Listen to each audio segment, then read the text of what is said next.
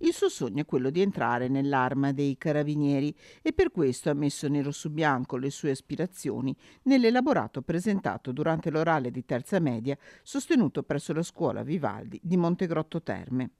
Aurora Pellizzari è decisamente determinata per la sua età e dopo aver presentato il suo lavoro ai prof, spiegando di aver scelto l'argomento perché crede nei valori di questa istituzione come lealtà, coraggio, fedeltà, solidarietà, abnegazione e fierezza, la giovanissima ha consegnato la mappa concettuale del suo elaborato al comandante della compagnia di Abano Terme, maggiore Carmelo Recupero. Un lavoro approfondito che ha toccato varie materie, tra cui storia, con la nascita dell'arma e le vicende di salvo d'acquisto, scienze, con la presentazione dei cani molecolari, storia dell'arte, con il quadro di Giovanni Fattori, carabinieri a cavallo in perlustrazione, fino a educazione motoria con le prove fisiche che gli allievi affrontano per entrare nell'arma. Un lavoro premiato con il massimo dei voti della commissione e con un piccolo dono consegnato alla giovane aspirante con l'augurio di coronare il suo sogno.